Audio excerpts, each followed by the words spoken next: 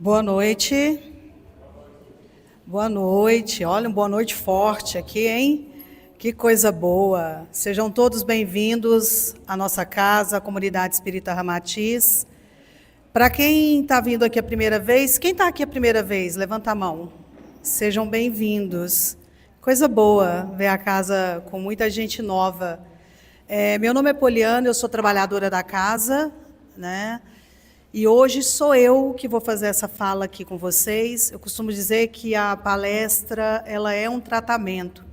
Então, vamos aproveitar esses minutos aqui juntos para nos edificar com as lições dessa noite, nos enchermos da graça de Deus.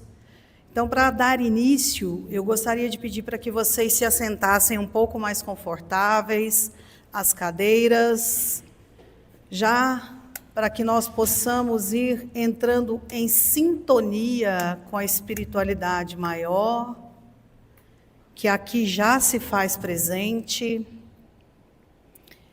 pedindo a Deus, nosso Pai, a permissão a Ele e a esses bons espíritos que sempre nos assistem, que possamos acender hoje em nós uma candeia de luz, de compreensão, de ensinamentos e, sobretudo, de cura. Senhor Jesus, ser conosco hoje e sempre. Dai cura aquilo que é de cura, dai graça aquilo que for da tua graça, dai a sabedoria para aquilo que for necessário, dar luz aonde houver a escuridão. Dai-nos a compreensão aonde ainda estivermos arraigados na nossa incredulidade. Que possamos, Pai, hoje, receber aqui a Tua graça, o Teu ensinamento e o lelitivo para as dores que nos reuniram aqui, hoje, nessa consagração, em nome de Deus. Peço licença aos bons amigos espíritos que sempre estão aqui a nos auxiliar, ao mentor individual de cada um de vocês, a Ramatiz, o patrono dessa casa, e a todos esses irmãos, cansáveis trabalhadores celestiais. E é com esse sentimento de gratidão, de humildade, que eu peço licença para os ensinos e os tratamentos dessa noite, e que assim seja. Como eu disse, vamos deixar hoje que a luz entre em nossos corações, como essa candeia, que era muito usada na época do nosso Mestre Jesus. E hoje o tema que eu trouxe, que me foi proposto, está contido no Evangelho segundo o Espiritismo, e o tema é: honrai a vosso pai e a vossa mãe. Quem é minha mãe? Quem são meus irmãos? Esse capítulo ele é do 5 ao 7, mas ele é bem mais extenso dentro do Evangelho segundo o Espiritismo. Mas eu trouxe do 5 ao 7 para que a gente tenha já uma base para que essa nossa conversa fique um pouco mais contextualizada. O que será que Marcos e Mateus, que foi quem trouxe para a gente esse capítulo, queria nos dizer aonde ele fala: honrai vosso pai e a vossa mãe. É tão interessante que você pode ler um livro espírita milhares de vezes, mas todas as vezes que você lê novamente um parágrafo, um capítulo, você se depara com questionamentos. Quando a gente fala de honrar pai e mãe, a primeira impressão que dá é que nós estamos sendo falhos como filhos, que nós não estamos honrando os nossos pais e as nossas mães. Mas quando Mateus e Marcos, lá, caminhando com Jesus, trazendo todas as suas escritas, ele não quis dizer de maneira tão figurada que seria só honrar os pais e as mães, mas honrar aqueles que seguiam o mestre. e que ali estariam todos os seus irmãos e todos os seus pais. Quer dizer que Jesus negou Maria? Não. Mas ele quis dizer que sim, Maria era sua mãe. Foi concebido pela graça de Deus. Bem, aqui todos sabem dessa história. Mas todos aqueles que o seguiam, ele tinha neles mães, irmãos, irmãs e pais. E a gente vai entender um pouco mais à frente o contexto de toda essa história, de toda essa narrativa. Claro, de uma forma muito justa, para que eu pudesse trazer, de alguma forma, um pouco sobre esse tema que é tão rico e daria para falar por horas afinco. E nós temos que lembrar, irmãos, que nós temos a parentela corporal e a parentela espiritual. E a que eu vou abordar hoje aqui é a espiritual. Porque a corporal vocês já compõem, assim como eu. Eu estou vendo famílias aqui. Na minha última fala, eu disse que nós somos várias pessoas dentro de um sistema. Né? Somos filhos, irmãos, pais, irmãs, maridos, cônjuges, enfim, amigos, colegas de trabalho e por aí vai. Mas a parentela que eu quis trazer para a gente hoje aplicar nessa lição, nesse tratamento, é a parentela espiritual. E para a gente já entrar um pouco mais no texto, esse primeiro parágrafo, esse primeiro vai ser dito por Marcos. Depois nós vamos ter uma segunda parte que foi escrita por Mateus, aonde ele diz: e tendo vindo para casa, reuniu-se aí tão grande multidão de gente, que eles nem sequer podiam fazer sua refeição. Sabendo disso, vieram seus parentes para se apoderarem dele, pois diziam que perdera o espírito. E aí, para que faça mais sentido, né, porque aqui ele está falando sobre o momento aonde Jesus chega em um determinado lugar e existia um certo frenesi por onde ele passava. Vinham pessoas de vários lugares, todo mundo queria ouvir o Messias. Eu, se estivesse lá, não vou fazer de tolida nem um pouco, era uma das primeirinhas da fila, certeza. Gente, se eu tivesse a chance de ver uma pregação dele, uma fala dele, um ensinamento dele que era curador, eu iria ser a primeirinha. Não sei se eu faria, tipo a nossa, como diz um amigo meu, né? Ele fala assim: Poli, mas você pensa comigo naquela situação da mulher impura. Quando ela viu que ela não conseguia chegar perto de Jesus, ela se jogou. Ela falou: eu tenho que dar um jeito. Nem que eu me jogue, mas eu tenho que conseguir ser curada hoje. Eu talvez não ia me jogar, mas que eu ia estar lá bem na frente, com certeza. Então, onde ele chegava, existia esse multuado de gente. E nesse dia, o tema que foi proposto é que havia uma multidão, né, e que iria atrapalhar a refeição que ali estava sendo servida, e que vieram seus parentes, ou que entendiam ter alguma parentela. Eu estou falando com a parte da família corporal. Ainda estamos falando da família corpórea, não da família espiritual. E aí, eles pedem, né, para falar com Jesus, querem ficar perto, mas ele vem e fala, né, perdera o espírito. Não é que ele perdeu o espírito, ou perdeu a oportunidade de estar em espírito, mas não era aquela pregação dele naquele momento. Então vem, ainda para ficar um pouco mais claro para a gente, essa outra parte onde ele diz: entretanto, tendo vindo sua mãe e seus irmãos, e conservando-se ao lado de fora, mandaram chamá-lo.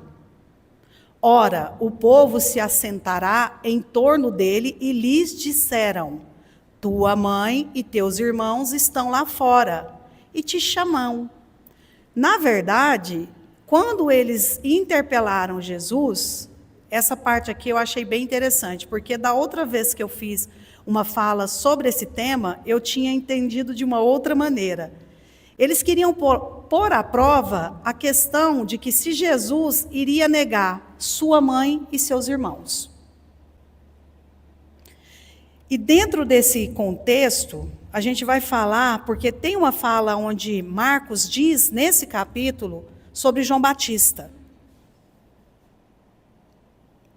João Batista falava muito com Jesus. Foi quem o batizou. Na verdade, foi quem, eu acho que depois de Maria, foi o primeiro discípulo de Jesus. Sem sombra de dúvidas. Mesmo Jesus ainda criança, João Batista sempre entendia que se tratava de um missionário, que se tratava do Messias, e ele acolheu. Então, quando os nossos irmãos, vamos dizer aqui que podia ser os judeus, os fariseus, questionam a idoneidade, né, de Jesus, dizendo que a família dele tinha chegado, que estava lá fora e o chamava, para ver se ele iria de pronto dizer, vamos parar aqui o que estamos fazendo, porque eu preciso ir lá fora atender os meus. Só que Jesus, muito sabiamente, como era, entendeu e decidiu, então, dar continuidade naquilo que ele fazia e ainda deu um belo ensinamento do que se tratava de família espiritual.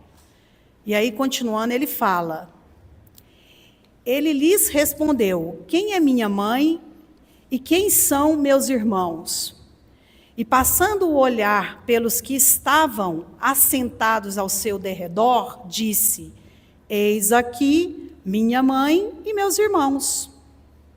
Pois todo aquele que faz a vontade de Deus, esse é meu irmão, minha irmã e minha mãe. Ele já tinha entendido que aqueles que estavam causando aquele tumulto, aquele frenesi, queriam pôr em prova a sua capacidade e a sua autoridade outorgada de dizer que todos aqueles que estavam lá, perante Deus, eram pais, irmãos e irmãs dele, assim como nós.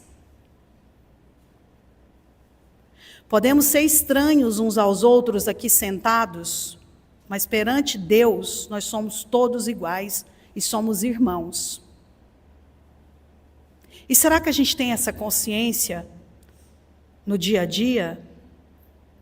Será que a gente se faz valer dessa consciência de que somos todos irmãos? Que somos todos parentes?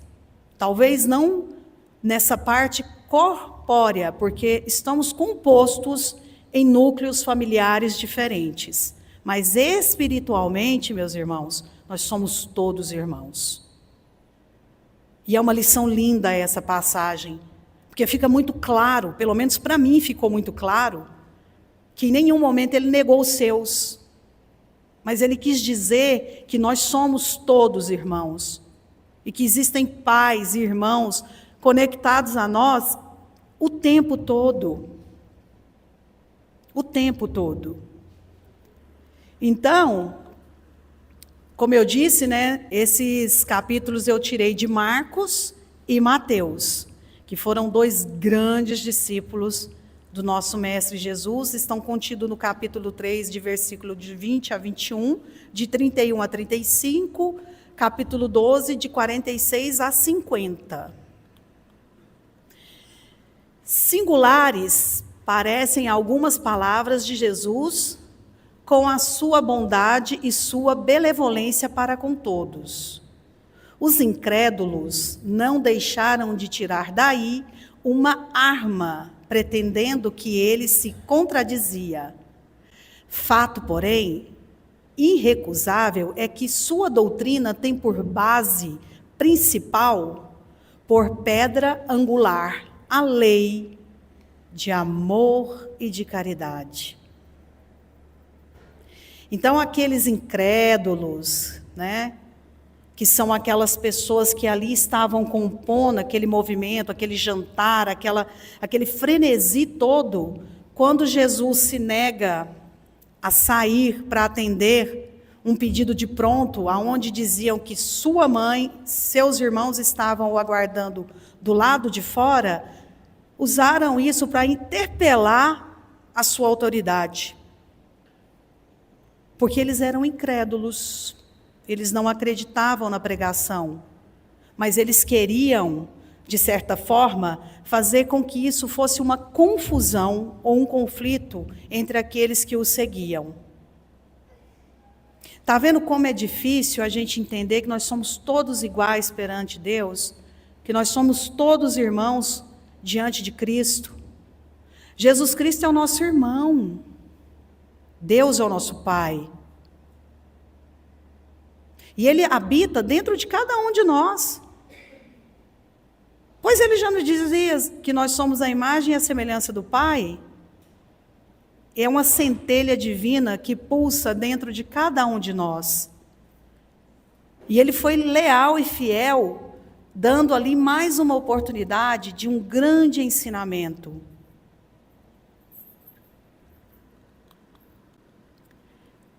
Causa admiração e com fundamento que neste passo mostrasse Jesus tanta indiferença para com seus parentes e, de certo modo, renegasse sua mãe. Está vendo como tem uma certa dubiedade nisso? É um contrassenso, porque ele não negou. Ele só disse, pera. Todos que estão aqui são meus pais, minhas mães e meus irmãos. Todos. Mas claro que iria ter aqueles que o julgassem, que os não acreditassem, que dessem esse descrédito à sua fala, porque era isso que eles faziam. Sendo que podiam naquele momento ter aproveitado uma chance de absorver aquele conhecimento. Não é ser só aqueles que ficavam correndo atrás em busca de validação, de milagres, de mentiras. Não. Eram aqueles que sentavam-se um ao lado dos outros e entendiam que eram irmãos em Cristo. Esse é o convite. Tarefinha hoje para a gente é entender que nós somos irmãos em Cristo. E se eu sou irmão em Cristo, se eu sou irmão de todos aqueles que me cercam, qual é o papel do irmão? Qual é o papel da mãe? Qual é o papel do pai? Não é acolher? Não é amar? Não é entender? Gente, não dá mais para brincar. O mundo está passando por um processo de limpeza, e isso é real. Se falava muito, há muito tempo atrás, que nós éramos os trabalhadores de última hora. Nós somos os trabalhadores de última hora, não dá mais tempo. A mudança é agora, não é mais amanhã. E nem foi ontem. É agora. Nós vamos ser convidados a se retirar desse plano. Agora, a questão é, como eu vou sair daqui? Melhor ou pior? O tempo está passando muito rápido. Eu não sei se vocês já observaram que a noite agora chega assim, ó. O dia passou, você nem viu. O mês acabou, você não viu. O ano... A gente já está na metade. Já fechamos um semestre. Vamos partir para o próximo. É sério que a gente vai ter que sofrer para aprender? Eu queria estar sentada nessa ceia, nesse jantar, para poder ouvir o que ele estava dizendo. E entender que não era o que estava lá fora, e sim o que estava lá dentro. E não é porque ele negou os seus. é porque ele queria que nós entendêssemos que nós somos todos iguais. E aí vem essa parte que eu achei super bacana, e isso já foi Marcos que escreveu. Seus irmãos que não o estimavam, espíritos pouco adiantados, não compreendiam a missão. Tinham, por exemplo, o seu proceder e seus ensinamentos. Não os tocavam tanto que nenhum deles o seguia como discípulo. Mesmo os que partilhavam até certo ponto das prevenções de seus inimigos.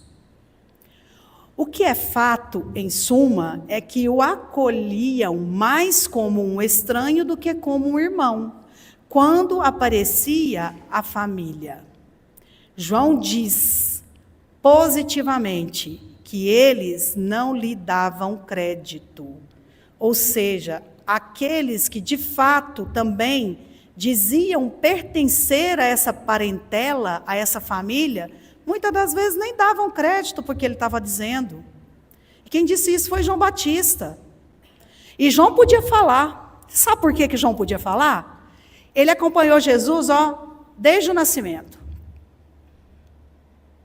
Quando ele viu que se tratava do tão anunciado Messias, João começou de forma velada e muito cautelosa a ser um dos seus seguidores, um dos seus discípulos. Certa vez, João conversando com Jesus, à beira na margem de um rio, ele disse a ele: eu dou a você o meu coração. Eu confio em você e eu entrego a você a minha vida. E ele fez isso, por amor a Cristo. E não porque ele era parente, porque ele era. Ele tinha um grau de parentela corpórea com Jesus, mas ele tratou de Jesus com a parentela espiritual. Ele acolheu, tanto que o batizou. Depois foi seguido, morto e condenado, porque acreditava que Jesus era o nosso mestre, esse Filho amado de Deus que havia sido anunciado. E João, nós vamos chegar lá em João ainda, eu trouxe uma parte de João, morreu por ego, por vaidade de uma pessoa. Ele foi pedido a sua cabeça a Herodes, por Salomé. E Herodes não queria fazer isso, mas tomado da vaidade, de um momento de truculência, acabou fazendo.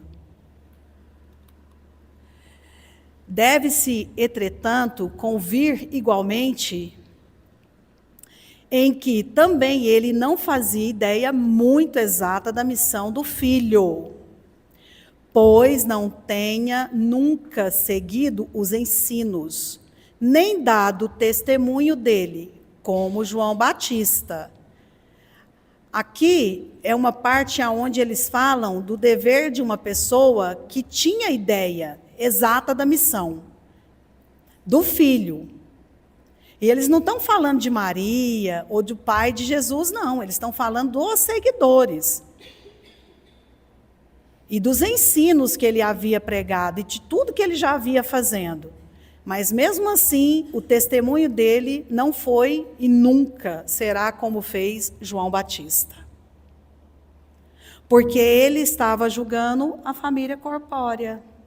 E João Batista não, ele queria saber da família espiritual. E como eu disse um pouco antes, João Batista foi perseguido e preso várias vezes. Mas numa dessas últimas vezes, Herodes resolve fazer uma festa. É um mega banquete, festão.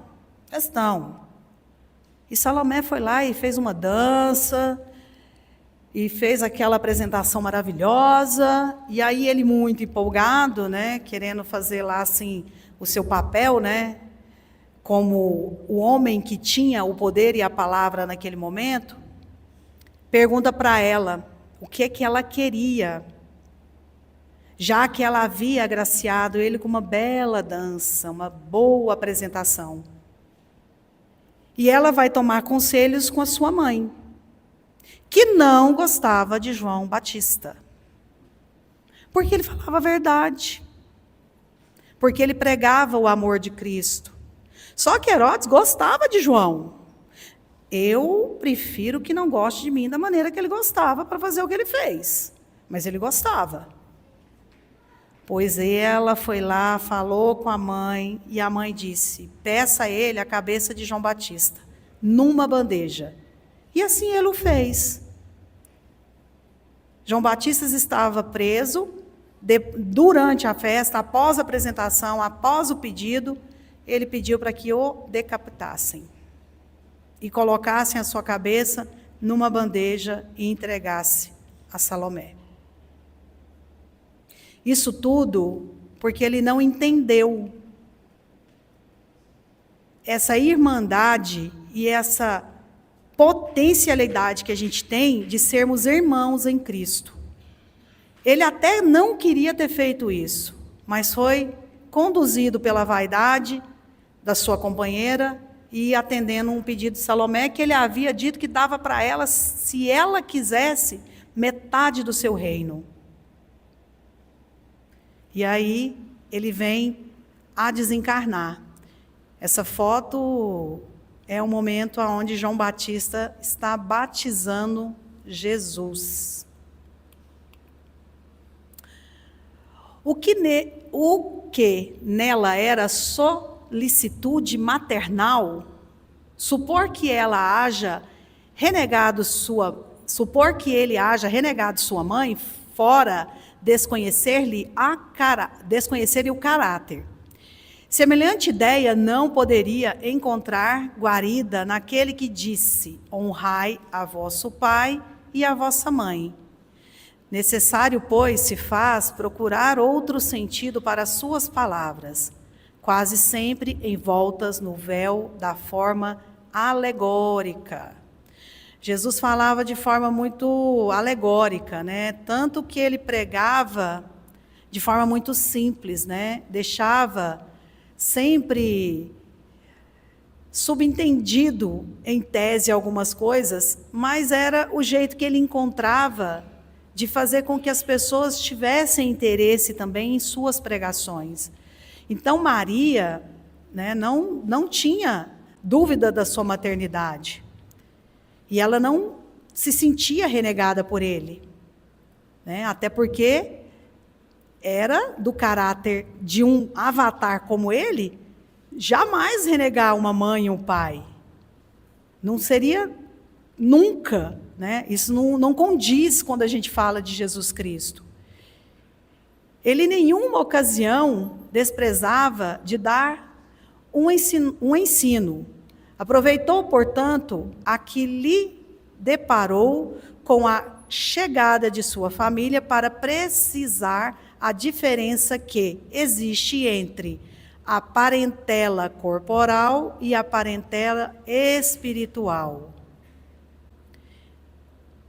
Como eu disse, a minha intenção hoje aqui era falar mais da parentela espiritual, que foi essa que João Batista criou pelo nosso mestre, que é o convite que a espiritualidade tem nos feito todos os dias.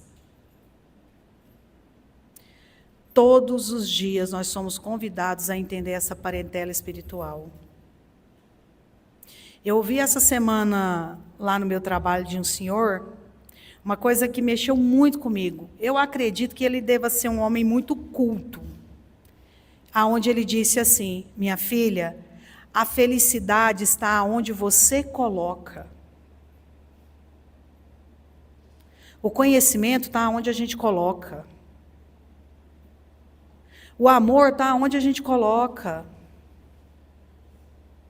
O que não faz sentido para uns, faz muito sentido para outros. O que é bom para um, não é bom para o outro. Mas se nós somos filhos de um único Pai, irmãos de nosso irmão Jesus Cristo, isso nos dá a condição de entender que o caminho que ele deixou é nosso. Legalmente é nosso. E o que a gente está fazendo com isso?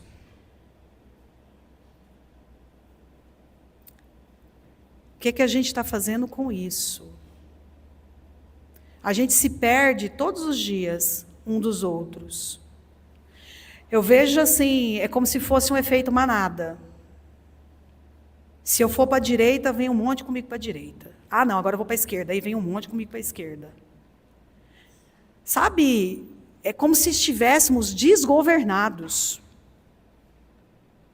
Nunca se viu tantas pessoas procurando casas espíritas, centros evangélicos, paróquias onde são ministradas, né, as famosas missas, né, terreiros de umbanda, enfim, está cada um procurando um lugar. E sabe por quê? Todo mundo, conscientemente ou inconscientemente, já entendeu que chegou a hora. Chegou a hora. A conta fechou. Não tem mais meias palavras. Chegou para todo mundo. Chegou para o negro, para o branco, para o pobre, para o rico, para o amarelo, para o pardo, para o hétero, para o homossexual. Chegou para todo mundo. Porque ele não fazia distinção. Quem faz isso somos nós. A gente julga, condena, sentencia. E é triste. É triste porque eu acredito de verdade na humanidade. Mesmo diante de um cenário de caos, eu ainda acredito na gente. Eu ainda acredito que a gente pode. Mas para isso a gente tem que pôr em prática o amor, a compreensão. Precisa saber tudo do Espiritismo? Precisa saber tudo que Jesus pregava? Precisa saber o nome de todos os apóstolos? Oh, meu Deus, o que essa palestrante está me dizendo? Eu vou ter que estudar, entender tudo para eu ser salva? Não. Basta entender o seu coração. Basta entender a sua alma, a sua querida alma, o seu espírito. Ele é o melhor conselheiro. Quando eu quero um conselho, eu me calo para tentar ouvir o que o meu coração está pedindo. O que a minha alma está me dizendo? Porque ela grita desesperadamente. João Batista entendeu isso e tinha em Jesus essa família espiritual. José e Maria foram aqueles que foram os pais, a família corpórea, corporal, materializada. Essas famílias que cada um de vocês compõe, assim como a minha. Gente, eu não estou falando que as famílias têm que ser aquelas famílias de propaganda de margarina, não, porque eu sei que isso não é real. Existem conflitos. E eles vêm para nos ensinar e nos capacitarmos para o processo de evolução. Não dá para evoluir sozinho. Esquece. Não existe essa possibilidade. E que bom. No mínimo seria um tédio. Mas o convite para nós, né, que temos um pouquinho de consciência, estamos nas casas espíritas ou em qualquer outro templo de oração, é que é chegado o momento. Não dá mais. Ou a gente entende agora, levanta e caminha, ou a gente vai se arrepender depois de não ter caminhado. E caminhar acompanhado é muito melhor do que caminhar sozinho. Solidão não é legal. E o aprendizado não pode ser feito dessa forma. Não dá. A gente não consegue aprender se não for com os erros ou com a medida daqueles que nos cercam. A família é a maior escola que nós temos. É o nosso maior desafio. Mas é o maior presente que a gente podia ter. Mas eu não estou falando só da família que vive dentro da mesma casa, não. É dessa família aqui, ó. Muitos de vocês não sabem nem quem está sentado ao lado. Das dores, das dificuldades. E não está errado. Mas quando a gente reúne e a gente comunga do mesmo sentimento, a vibração muda. E mesmo que você não conheça a pessoa que está sentada ao seu lado, quando você se coloca em prece, essa pessoa, de alguma forma, recebe. Eu faço culto na minha casa, eu moro só. Eu faço meu culto todo domingo. Eu coloco o prédio inteirinho no meu culto. Tem gente que nem me cumprimenta, mas ele está lá no meu culto. Eu falo, ó, Senhor, eu peço por aquele fulaninho que entrou aquele dia de cara amarrada, nem me falou um bom dia. O senhor vai lá na casinha dele e abençoa. Quem sabe amanhã ele vira para mim e fala, bom dia. O fulaninho da portaria, que fala da vida de todo mundo, Senhor, ponha a medida na cabeça daquele homem. Eu peço. Peço pelo meu trabalho, pelos meus colegas, pela minha família corpórea, corporal, mas, sobretudo, pela minha família espiritual, que são todos esses que não se assentam comigo como aqueles que se sentaram com Jesus, mas que fazem parte desse momento meu de intimidade com Deus e com Jesus. Então, façam isso. A oração é poderosa. Quem pede com fé a Deus, aos espíritos, a quem vocês acreditam, os anjos, arcanjos, ao universo, a Buda, não interessa. O importante é você ter fé, porque Deus é um só, para todas essas religiões. A pedra fundamentada foi criada e constituída quando ele disse para Pedro, você será a pedra, a rocha que erguerá a minha igreja. Mas ele não disse como isso seria. Ele disse da fé.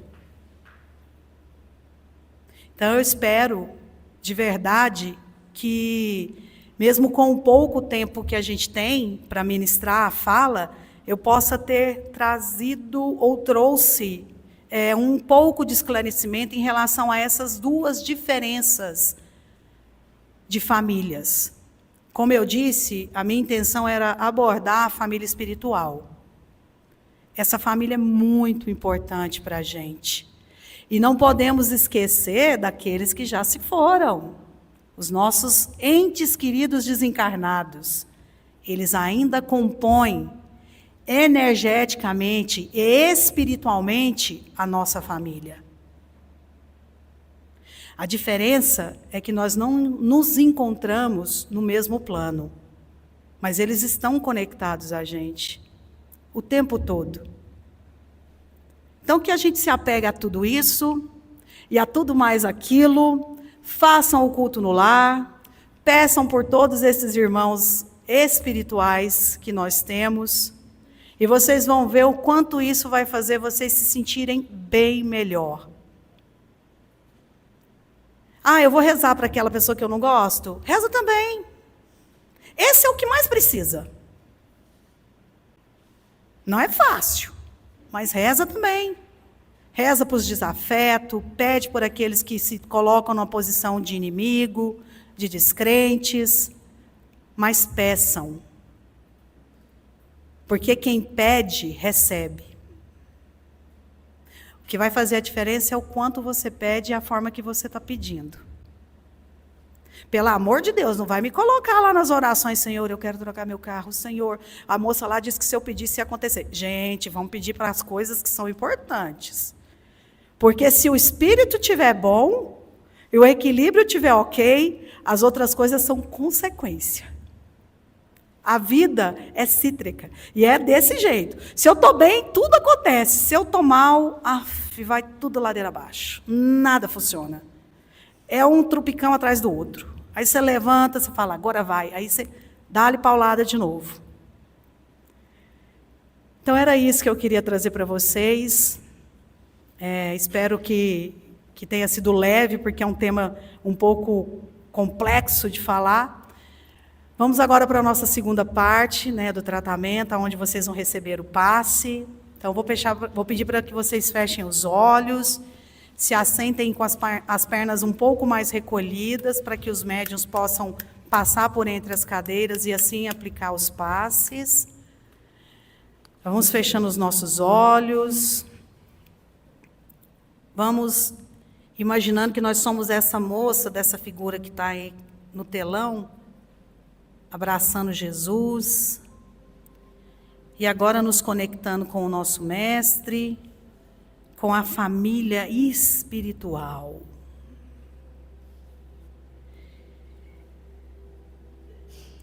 Enquanto isso, os nossos irmãos vão aplicar o passe, esse tratamento de troca de fluidos, de energia, de reestruturação. E eu vou ler para vocês um trecho do Servir é um chamado individual.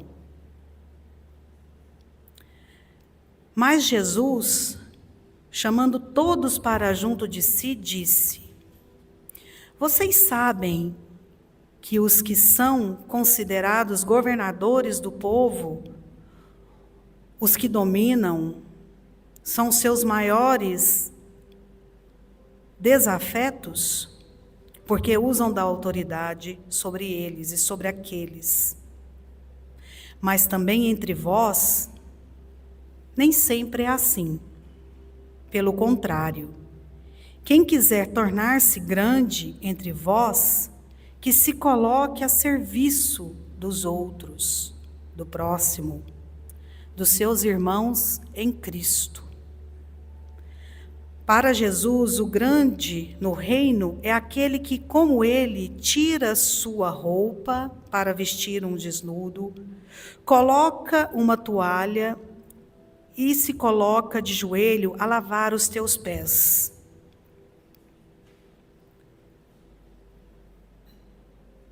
Ele se senta nos bancos ao lado de todos aqueles durante o culto. Mesmo para aqueles incrédulos que não conseguem o enxergar. À frente, atrás e ao lado, com certeza pode ter alguém que está vivendo em lutas, que muitas vezes nós desconhecemos. Quando entramos em um templo de oração, sempre viemos em busca de uma sustentação espiritual. E podem ter se assentado ao nosso lado 50, 100, 10, 20 pessoas. Mas a maioria sequer vai saber qual é a dor ou o que trouxe cada um a esse lugar. Sejamos irmãos acolhedores, seguindo os ensinamentos do nosso Mestre, acreditando no seu amor, na sua benevolência. Sejamos indulgentes, que possamos olhar para os nossos irmãos com o mesmo afinco que olhamos para nós e para aqueles que fazem parte da nossa família corpórea, corporal. Que possamos olhar para os nossos irmãos da família espiritual, que nos acompanham muitas vezes há cerca de décadas de vidas e de existências. E eles estão aí, espalhados, muitas vezes próximo de nós. Que tenhamos o amor e o olhar de enxergar com os olhos da alma.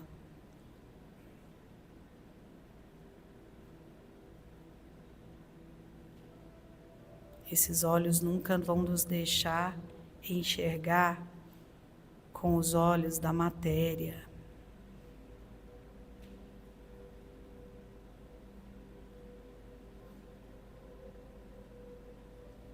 Deus é amor. Jesus nos salvou.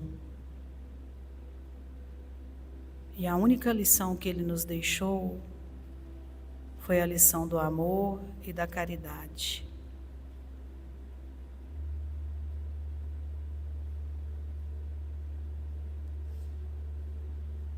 Agora, respirando bem profundamente,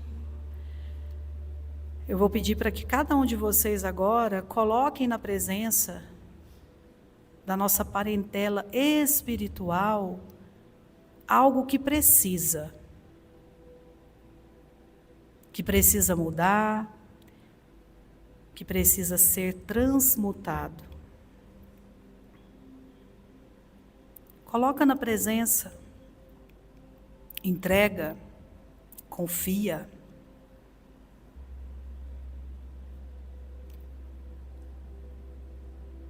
Mentalize uma necessidade, uma dor, um arrependimento. O momento é agora, meus irmãos. Nós não temos mais tempo para se arrepender. É chegada a hora de nos unirmos em Cristo, em Deus, entendendo que somos espíritos em processo de evolução, de emancipação de nossas almas.